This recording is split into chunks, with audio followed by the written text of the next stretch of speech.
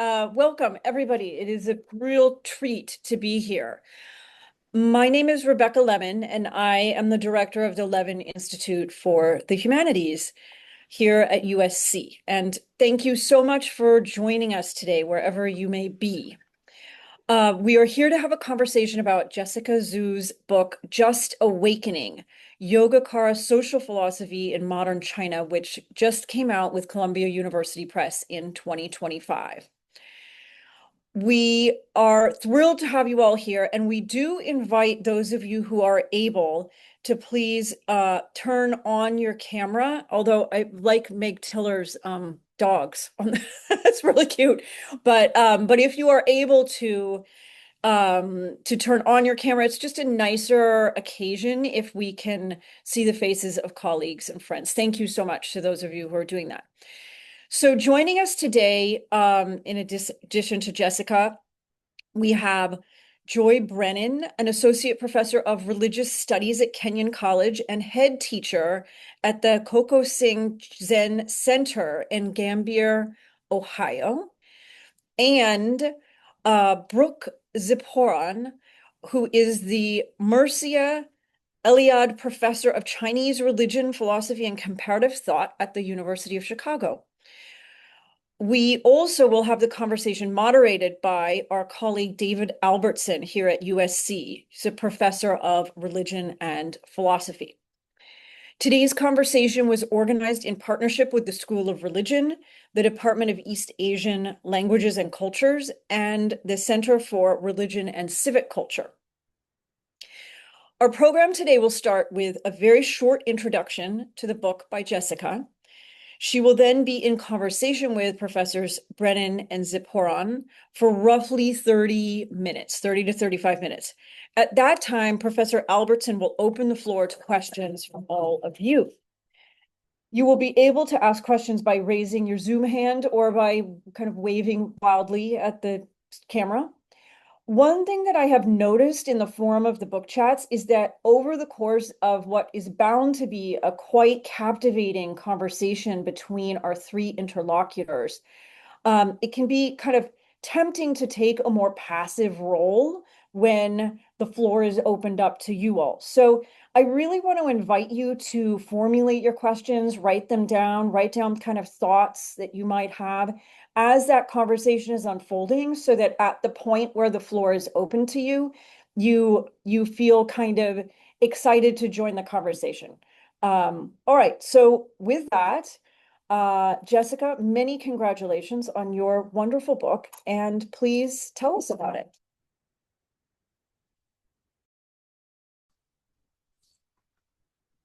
I'm so excited to join everyone for this conversation. Let me just share screen because I did prepare a short PPT for this. I'd like to thank Levan Institute, Zach, and of course, Professor Rebecca Lemon and many others for this, for organizing and coordinating this event, especially when USC has been going through the restructuring. And I'm also very grateful for my colleagues, Professor David Albertson, and for moderating this conversation. I'm also looking forward to further discussions with Professor Joy Brennan and Professor Brook Ziporyn, two of my favorite philosophers, and for sharing the discussion questions a few days earlier. So I actually have some time to prepare my response today, because I don't think I'm very good at thinking on my feet. And also, thank you very much, all my friends, known and not yet known, and colleagues who show up and be present for this conversation. So honestly, once the book has been out, since last March, I just really never touched it until a few days earlier in preparation for this talk, just because I don't want to get into this kind of a creator syndrome. Once the book is out, I consider it as life on its own. But now thinking back, I think I'll maybe share a little bit of what other series, primary materials, methodologies that I've contemplated upon and that informed and shaped my thinking, but actually didn't make it into the book, and why. And I also want to focus on two main areas where I hope my book could make a dent or bend or scholarly attention into a new direction. So some of the series that I considered is Boaventura, De Souza, Santos, Epistemologies of the South, talking about justice against epistemicide, calls for building ecologies of knowledge systems. And there are also many other decolonial studies scholars, including Louis Gordon, critical philosophy of race.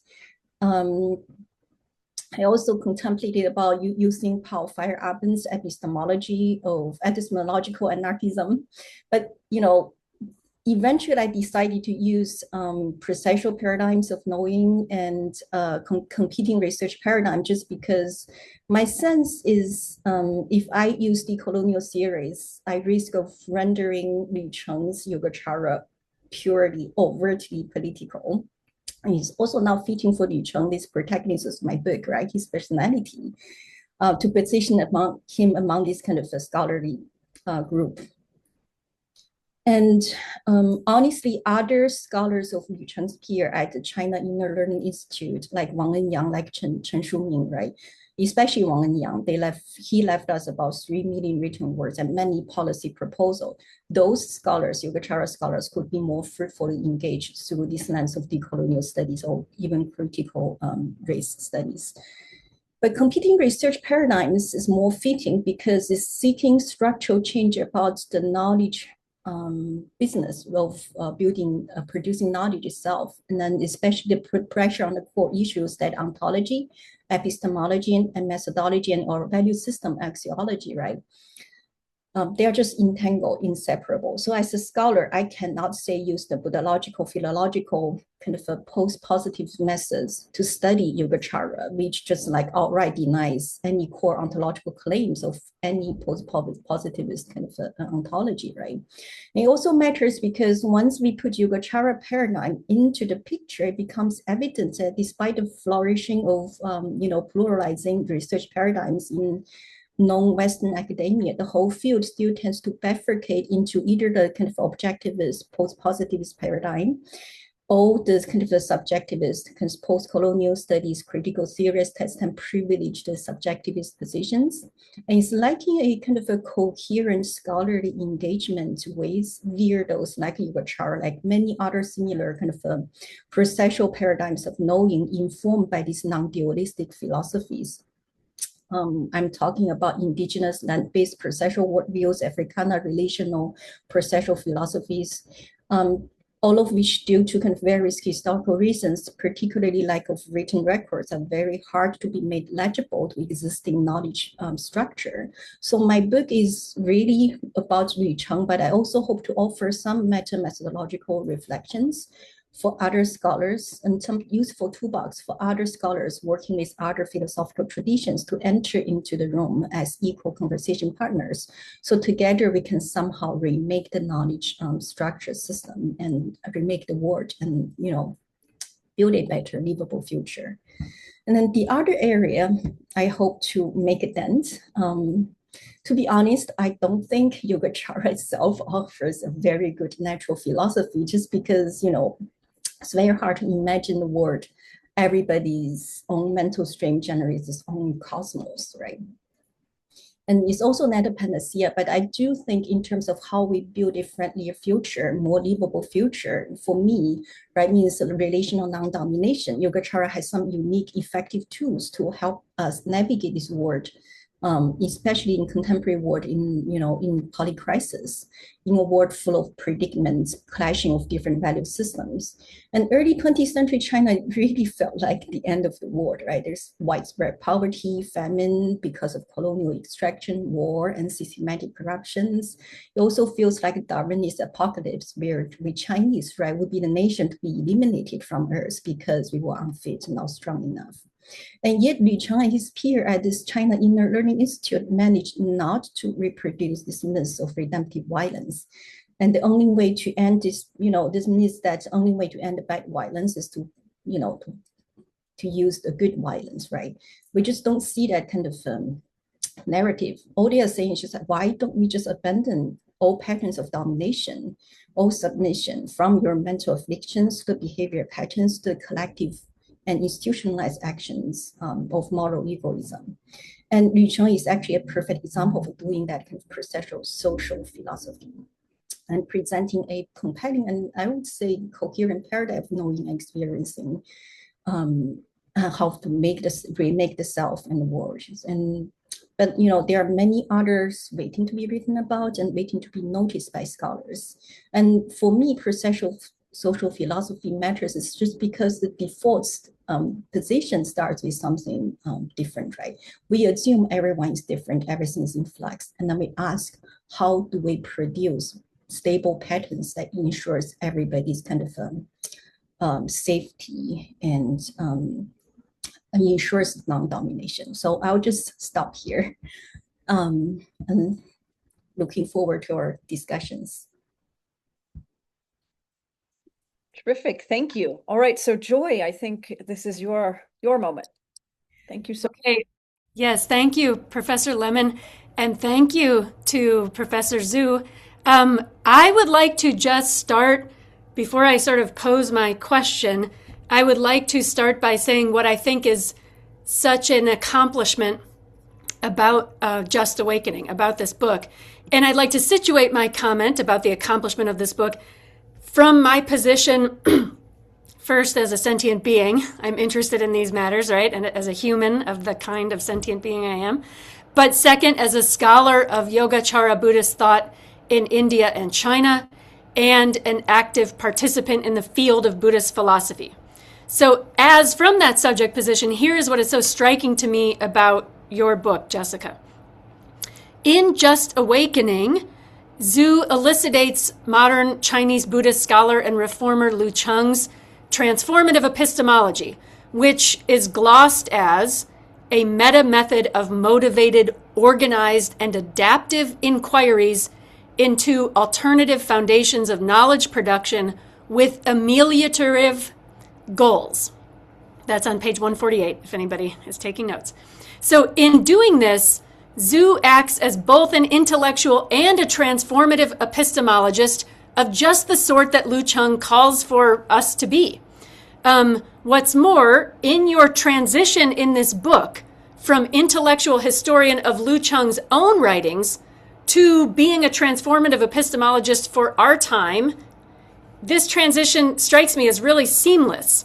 So by the concluding chapter, which is entitled Not a Coda, Bending the Arc Together, you outline your own vision of a field of Buddhist studies and indeed a broad field of scholarly inquiry that aims at ameliorative goals. And by the time we read this chapter, I feel as a reader that we readers have been carried deeply into Lu Cheng's vision of the, quote, ontologically primary intersubjective empathy that we have come to understand requires us to aim at these ameliorative goals. Now, Jessica, your opening comments echoed, or I will echo your opening comments. In this way, I myself have experienced the field of Buddhist philosophy in particular to be sort of startlingly, surprisingly to me, given how much sort of post-objectivist, post-positive scholarship there is available to us. I think we're stuck in this back and forth dispute between those who think our philosophizing should be faithful to a text's meaning at its conception point, at the moment it appeared, and those to whom it seems obvious that we ought to also interpret texts in and for our own time. And I think Just Awakening does both of these things and ably shows the connection between doing these two things throughout its study of Lu Cheng's transformative epistemology and through your, Jessica's, own uptake of that transformative epistemology in our world today in support of what you call the development of Buddhism as a liberative praxis for post-racial world-making. I really appreciate this as an immense contribution to sort of the field of Buddhist philosophy in at least English language, and I think in many other languages too, that scholars are writing Buddhist philosophy in. If I could transition then to a question that I see as connected to this, it's the first question that I sent to you. So what do you think is the importance of Buddhism being what we call in English, using the word a tradition, a religious tradition? what do we contemporary textual scholars in particular, which of course not all scholars of Buddhist studies work with text, but what do we contemporary textual scholars owe to the texts of the inherited intellectual tradition and to their authors? And I ask this because Just Awakening presents the reader with two modern scholars grappling with the Yogācāra ideas of past thinkers from the tradition, that is to say, Lu Cheng and yourself. And Just Awakening observes that while Lu Cheng intended to revive the Buddhism of Nalanda, in fact, he did something novel, weaving, quote, a new tapestry of disciplinary studies from Nalanda's textual remains, end quote. And then for your part, Just Awakening is faithful to Lu Cheng's vision while also self-consciously doing something new by weaving its own tapestry, one that engages Lu's liberation Buddhology for our time and place, guided by contemporary Buddhists like Bell Hooks and Larry Ward. So is fealty to the inherited tradition necessary in order to honestly implement its ideas?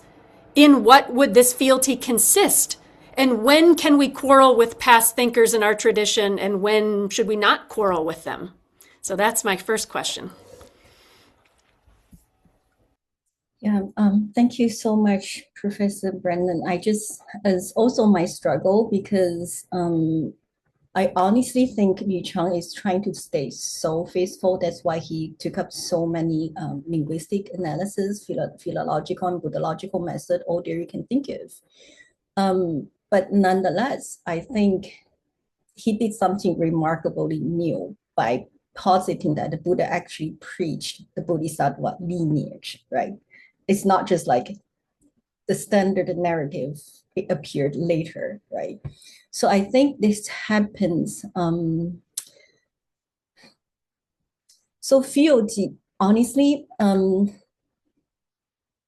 I don't know, I just feel like the word itself, right? The text is so open to interpretation, and the meaning is never fixed. And then we actually live in a world where if we think about Yogācāra kind of a processual worldview, there's no fixed meaning, there's no objective universalized meaning to be agreed upon. So all we can best deal with is more like at marrying hermeneutic horizon. And then I truly think Yu Cheng was loyal to this tradition in the sense that if we take compassion, interdependence, and then take that meaning can never be truly fixed, then what do we produce knowledge for? And knowledge is always for transforming the self and the world. And the Buddha, right, kind of one of the core Buddhist teaching is about the Four Noble Truths, the dukkha. And then if you think about dukkha, recently, honestly, Jonathan Gold has a very recent article on dukkha and heroism, the Greek kind of Buddha. And I think dukkha can be legitimately read as precarity, both existential kind of form that's, birth, sickness, death that we all experience, but also systematic ones that people in poverty, women, POC, LGBT, with people with disabilities, right? Just like we can set up a social structure that just make certain kind of existential precariousness much more severe. And then honestly, in today's world, I think 99% of us is like precariat, right? We are no longer proletariat. We just live a precarious life. So for me, Yu Cheng's Yogācāra is trying to use this Yogācāra into subjective toolbox to think about how do we reduce dukkha? How do we reduce that precariousness? And knowing that, right, the Buddha is no longer with us.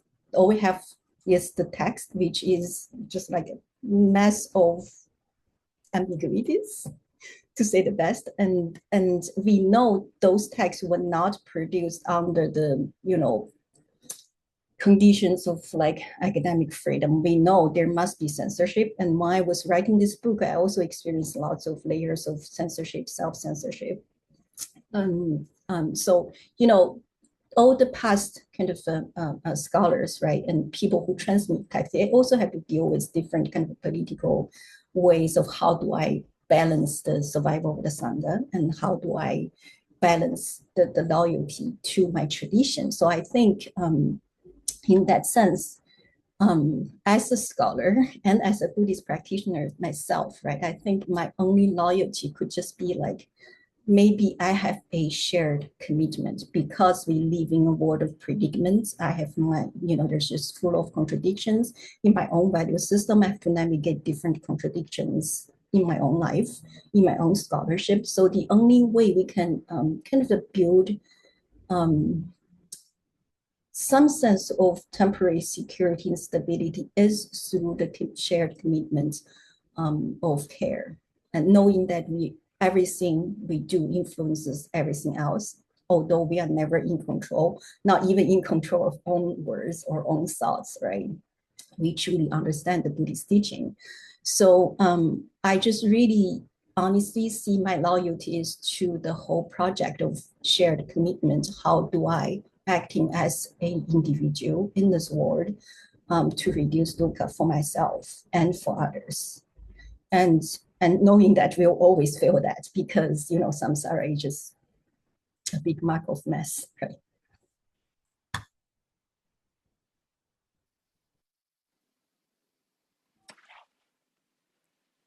Okay, I guess I'll maybe pick up on some of the things that have already been mentioned. Again, I want to echo the sentiment. This is a really extraordinary, unusual kind of path-breaking book in its method, in its approach to Buddhist philosophy and to Buddhist sort of the history of Buddhist philosophy in this particular period. There's Jessica has spoken about it, Joy has spoken about it a bit. There's a participatory engagement with this material,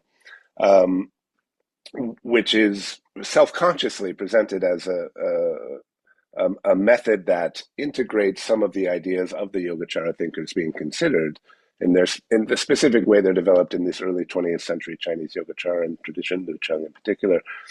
And so we end up with a picture that is quite remarkable. Liu Cheng himself begins as an art teacher, this aesthetic dimension, aesthetic revolution as an ideal, which then goes on to develop into involving a very intricate study of Buddhist epistemology in this tradition, going back to Xuanzang and Kuiji, and then at the same time involves this very, very, Jessica, in your presentation of it and in your own sort of elucidation of it, this social, even revolutionary dimension. So we have sort of the aesthetic, the individual cultivation, sort of philosophical, traditional Buddhist piece, and this social, and they are all interwoven. And there's a suggestion in the book, one of the main points of interest is that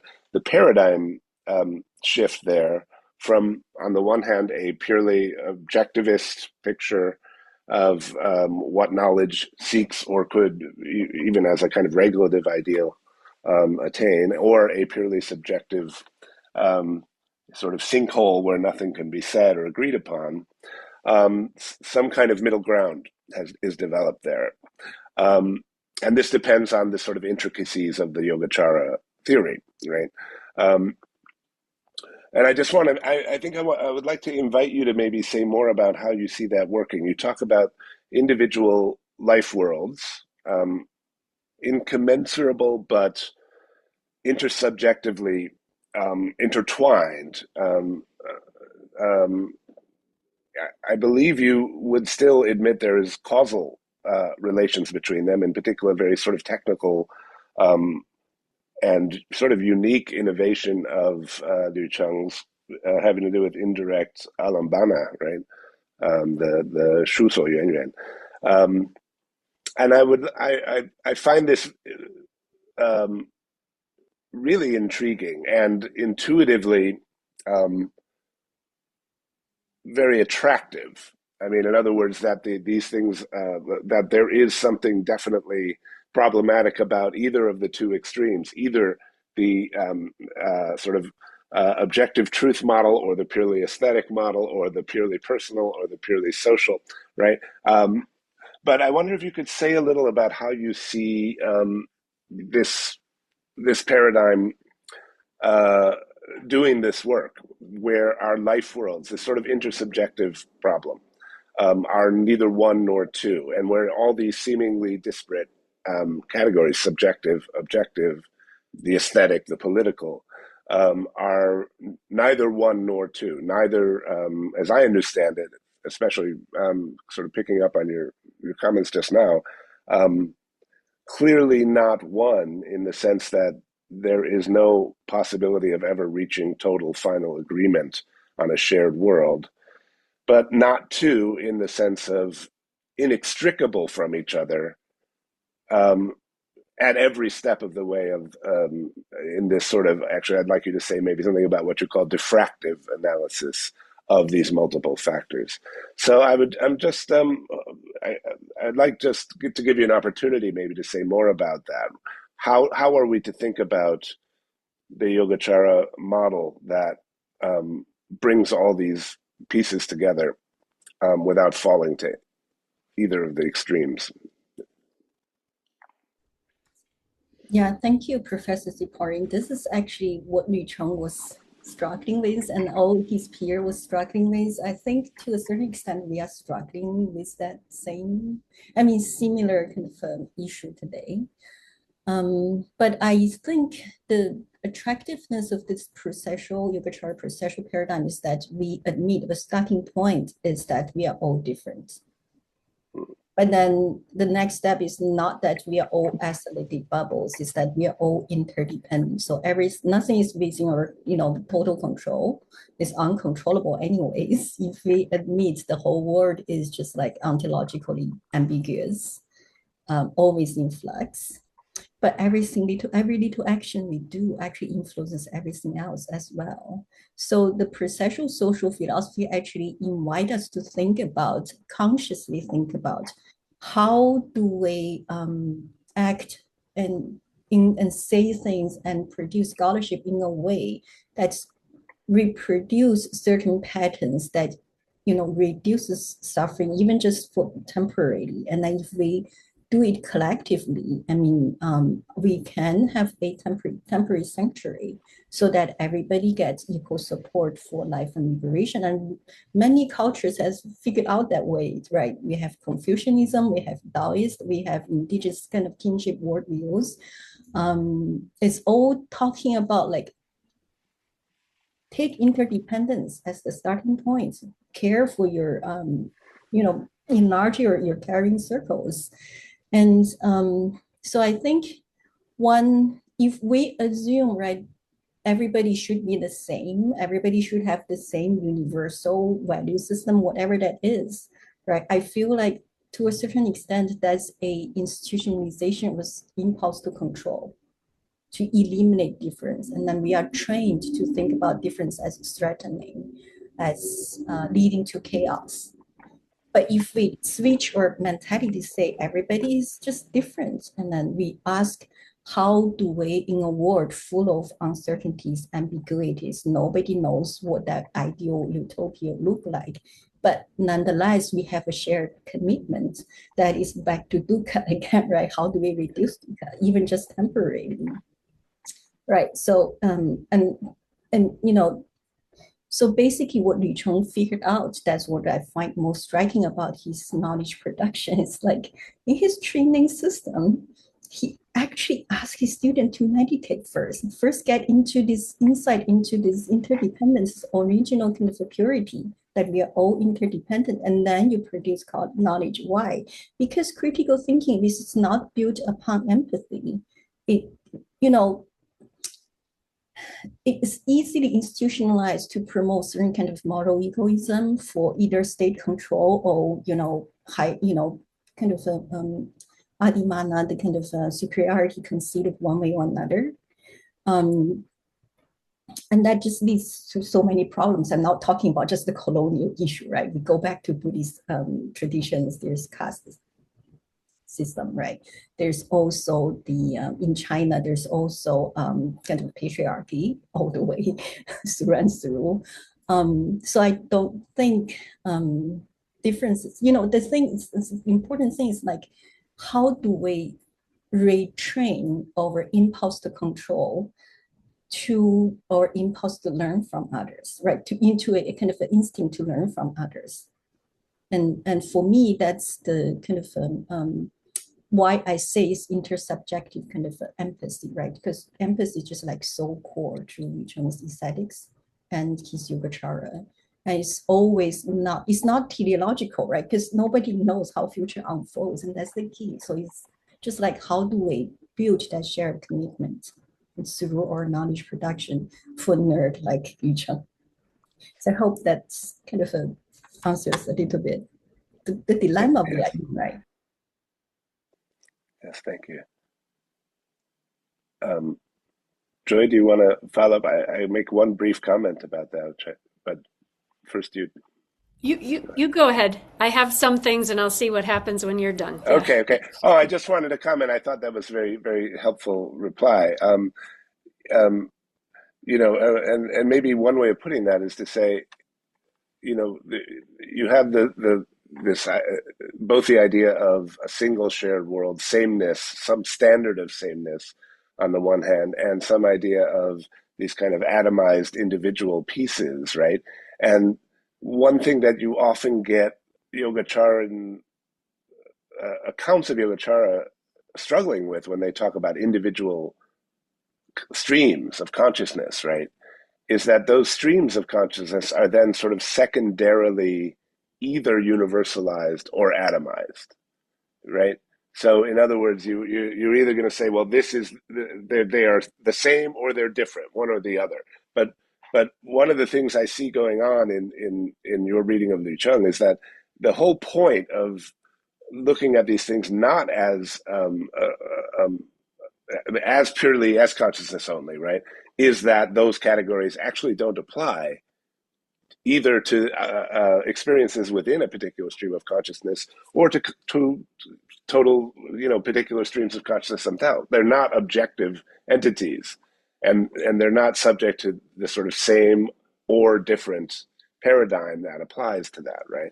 And that's the hard one to get your head around in a way, right? When we talk about consciousness only, and why there tends to be a solipsism problem, which you address head on in this book, right?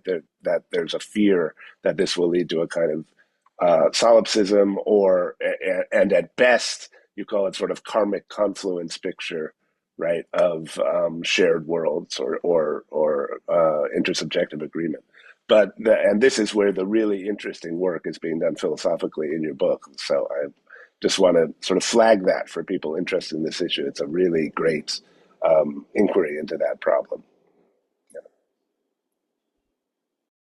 If I could add how to say this in the most sort of reasonable way, I think that you identify Yu Cheng shifting from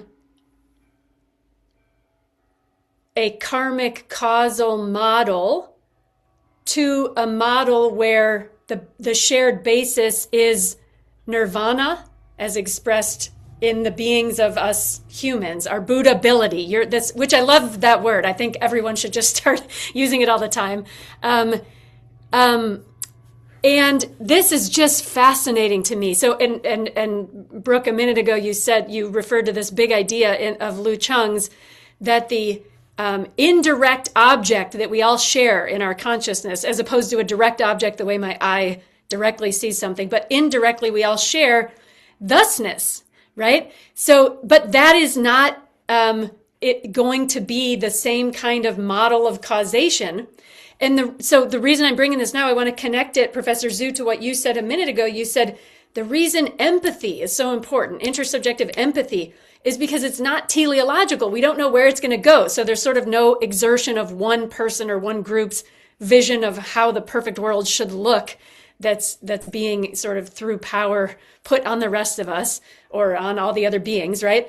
And I think the shift to thusness as the basis and our Buddhability as the basis coheres, I'll use your word, coheres with that, because there's no system of karmic causation, which isn't, I wouldn't quite call it teleological, but there's intentionality, so that a set of causes, they tend toward some direction unless interrupted, right? That's how karma works.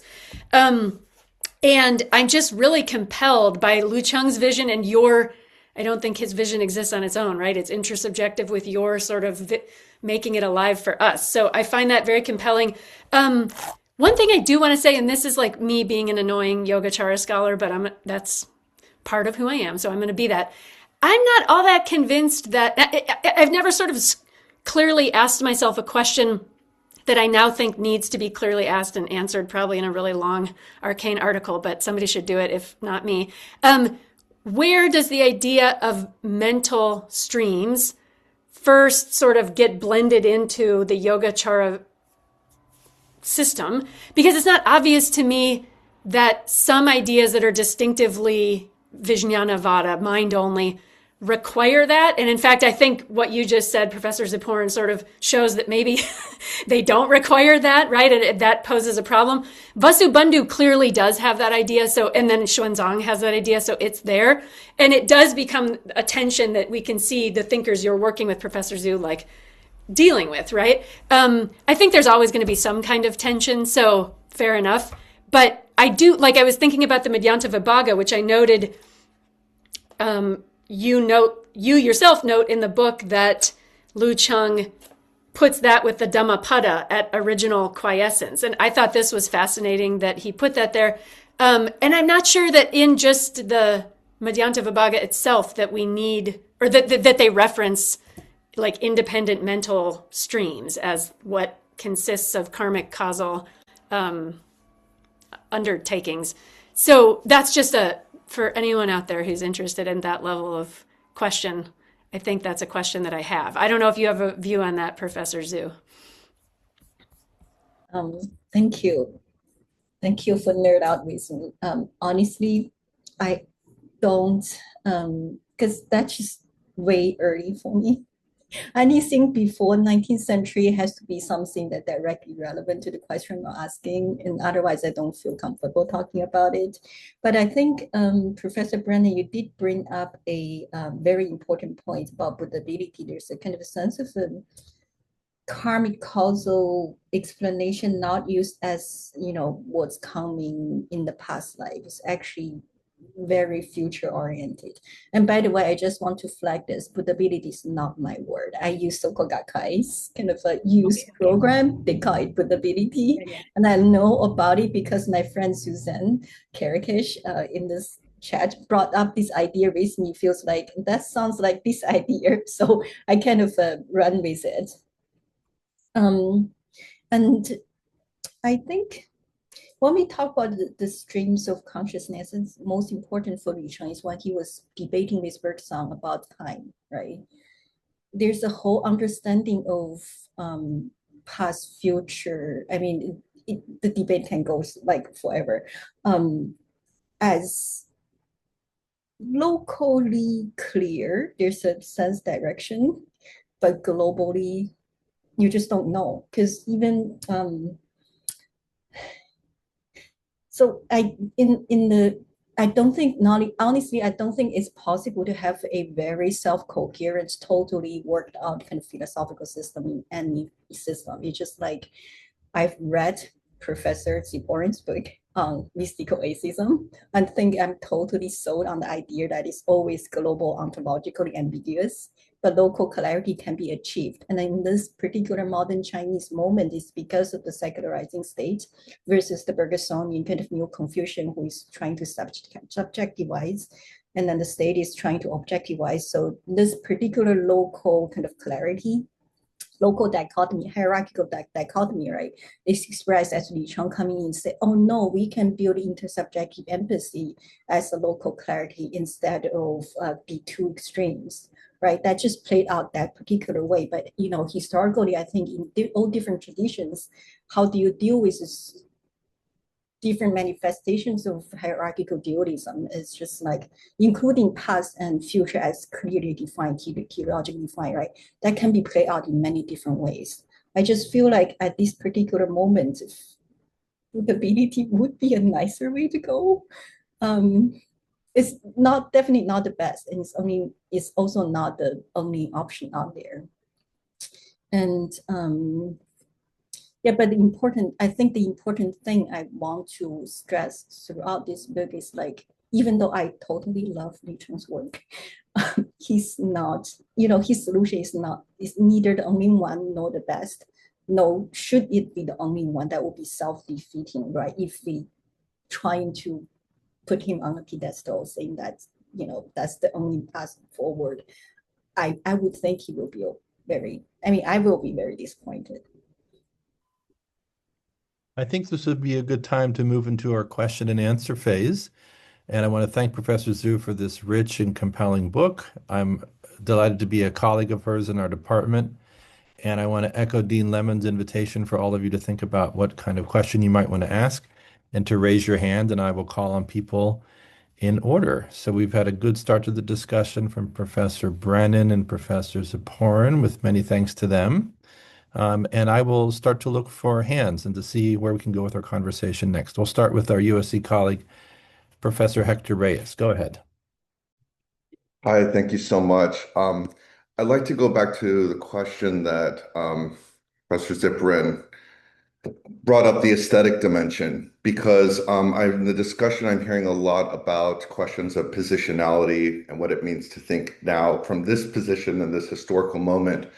But I think looking back, the aesthetic offers such a kind of interesting viewpoint, because unlike contemporary artists like Lin Fengmian or Xu Beiheng, who are looking to European traditions in such a kind of idiosyncratic way, Lu Sheng is looking at woodblock prints not just from a kind of Chinese tradition, but also in conversation with a European tradition, and a European tradition that's quite strong. So I wonder to what extent the aesthetic dimension might offer some kind of opening for thinking about also a kind of this intersubjectivity that you're talking about that actually looks backwards and not necessarily forwards. Thank you so much for bringing this importance of aesthetics in Lu Cheng's scholarship and his whole revolutionary project. I think the aesthetics, I think the most important part is training of the affective, kind of reflexive affective instinct, which is core, right, to building empathy. Because if empathy has to be conscious effort, it beats the purpose. So in his early work on aesthetics, it's actually quite a emotional roller coaster for me to write that chapter, because I started with his Buddhist studies, right? It's just marveled at his scholarship and then how accurate he was. But then go back to aesthetics, I find out whoever he was reading, the Western scholars, Helmholtz, no, you misread that one. You also read Bergson a little bit, but also not quite accurate, and a lot of other figures he mentioned, right? It's just like, but then I noticed after a while, I noticed that he just consistently go back to how we use art as a training, as an intersubjective kind of tool to train our care for others, right? To pay attention, draw attention out of this petty self kind of our minds, right, into the relationality itself. So I think aesthetics for him, right, is not about the environments, it's not about building museums. It's really just like train your reflective instinct, so you automatically, or second nature, pay attention to your relations of non-domination, non-submission.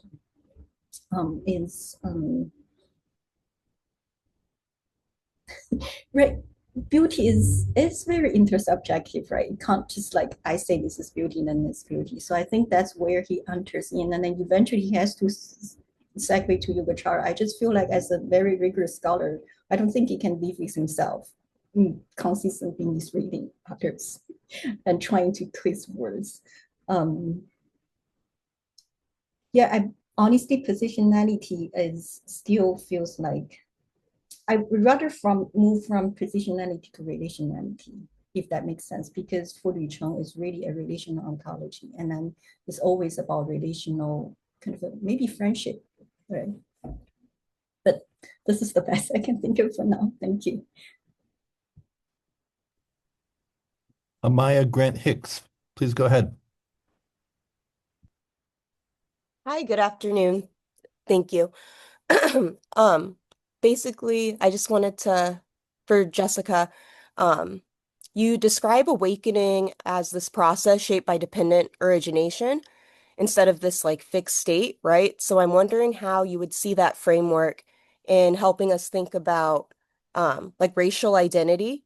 So since it's both like constructed, but it's also seen as a site of suffering, um, does a processual view allow us to um, hold race as empty of essence while still taking its karmic and I guess material consequences seriously? Yeah, thank you, Anya. That's such an important question. And honestly, I think at the end of the book, I talked about Larry Ward's America's Racial Karma, but also bell hooks. See, the thing about emptiness is never denying the karmic efficacy, especially when it's being materialized, institutionalized. And they do make an impact on us. And then it's not like I can become everything I want just because I have my own alaya vijnana. Number one, or alaya vijnana is like the formation of it has all lots of past kind of material conditioning and intersubjective influences. It's never just truly our own. But the future is also never truly totally within our own control. But the whole thing is like every little thing we do at the moment, right, influences everything.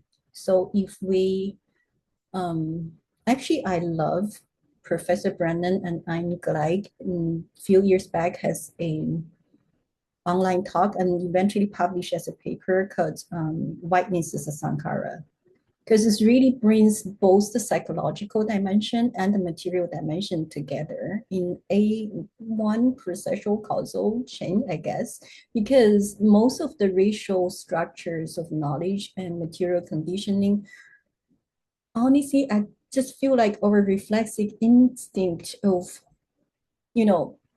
trying to aligning with the whiteness itself is enough to do the job, to keep it running. So if we don't do that mental work to every day to be consciously trying to kind of clean that, right? And then to puncture that epistemological ignorance, it's very hard.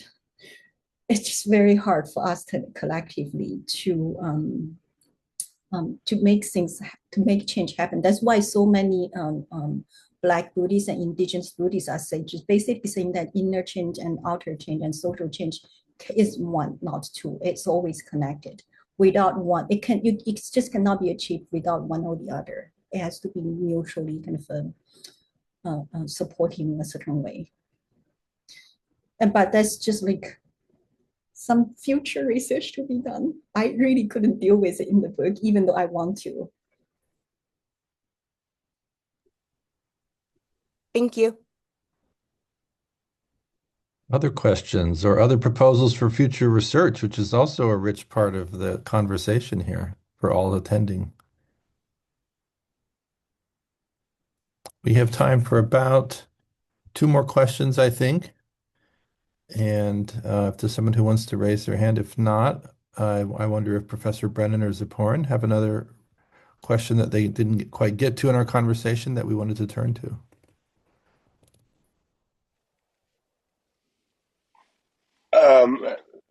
We have a hand up. Let's A hand up. refer to that. Yes. JP, please go ahead. Hi, hi Jessica. Thank you so much for this talk and also a wonderful book. I always love hearing about your research and the strong argument and the constructiveness that it carries, both to scholarship and to our society. I just want to ask you, about what is your perspective, or maybe possibly loose perspective about contemporary scholarship. And I'm particularly struck by your last chapter, the last chapter of your book on scholarship as salvation, I think that is titled. Maybe hopefully thinking that scholars nowadays are mostly past this positivistic, objectivist perspective, and that maybe there are other trends in scholarship like constructivism, phenomenology, relationality, and all these other methodological trends that we have in scholarship. Now, what do you think Lou would say to that? Do you think that he would say that we're going in the right direction, that we are doing scholarship as salvation, or is there something that Lou can still critique and make contributions? Thank you, Jay, and thank you for coming. Where the field is going, I actually have very strong feelings of where the field should be going, that we should go pay attention to these processual paradigms, relational ontology, just because pretty much every other field I paid attention to has been moving to that direction. First, there's quantum physics, and then Carlos Rovelli in 2000 something already talking about, oh, Nagarjuna is so right. It's like everything is relational ontology. So quantum physics basically just shows the objectivity as we conceive it just couldn't work, and neither does the subjectivity work. And also, if you go to biology, neuroscience, everybody's moving toward, processual paradigm, relational ontology. And then somehow in humanities, for some reason, the post-positivist paradigm of research about accuracy, about rigor, still lingers. So yeah, I mean, I definitely really grateful for, textual scholars and philologists to give me a reliable text that I can read as a philosopher, but that's very important. But I think as a field, we need to broaden up. And of course, like there's also structure issues. It's like, can we give enough people enough job to do certain things? So it's always a lagging behind of the structures that give jobs, support a certain kind of scholarship. But at the same time, I just feel like we need to start looking for other directions, at least align more with whatever the sciences, natural sciences has been telling us, that our past way of building knowledge system that left with us this legacy of disciplinary divisions just really needs some kind of structural change. I don't know what that looks like, but we need to start thinking in that direction. We have time for one more question from Wendy Adamek. Hi, and thank you so much, Jessica. I love that book, your book. Inspired by the previous question and your response, we don't need Lu Cheng to bear the weight of, our current problems, but I appreciate how in your book, the way you bring out his relevance for our issues. And one of our problems, I think, is precarity of all beings. I mean, all of the extinctions and, our our growing critique of human exceptionalism. That I think is becoming more and more important in many fields. And I think Buddhist studies is perhaps importantly positioned to get into that conversation. And to me, it seems like what your explanation of Lu Cheng's training of our attention through aesthetics is relevant to the conversations about, other minds, like Peter Godfrey Smith's book, what are the aesthetics of an octopus color display? And our attention to that, how is that important to thusness in our shared experience? So I don't have a question so much as a comment. Like,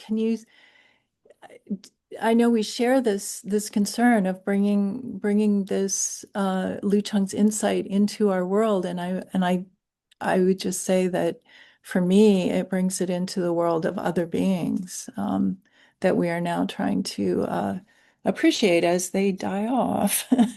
So anyway, I was just wondering if you had a comment on that dimension of what we're now facing. Yeah, indeed. Thank you so much. That's a very important question to me too, because we are living in this poly crisis, right? I honestly feel like not just Yogācārans in general may have much more to offer in the term toward how do we hold ourselves accountable to other beings, other forms of lives. And then I really feel like when I was reading Young's recent scientific kind of a study, not scientific, just like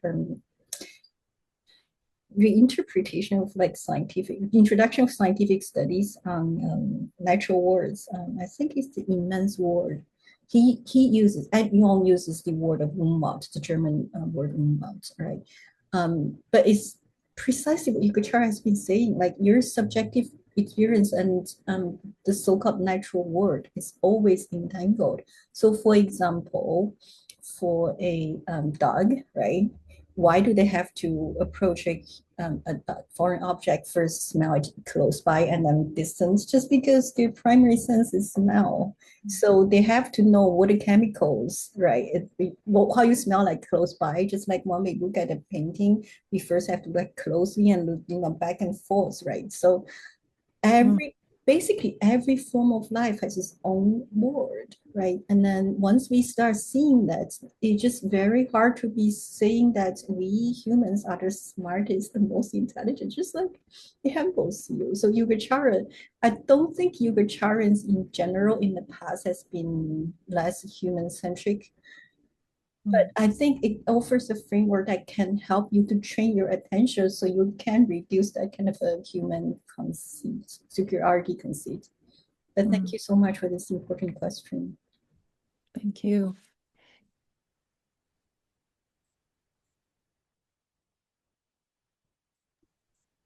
All right. Well, thank you all so much. Thank you to David and Joy and Brooke. And most of all, thank you to Jessica and also to our questioners. I was really, really pleased to hear these questions from the audience, and I'm so appreciative for sharing them. So this was just a really generous and generative event. And again, thank you, Jessica, for your beautiful book and for all of your thoughts here. Thank you. I'm just and well done moderating, David. You kept to time, you were inviting. So anyway, thank you. And sorry, Jessica. No, I just want to thank everyone for being present, and hopefully we can carry on the conversation somewhere else when we meet again. Yes, yes, I hope so. Well, with that, I wish you all a very happy day, afternoon, evening, whatever's ahead.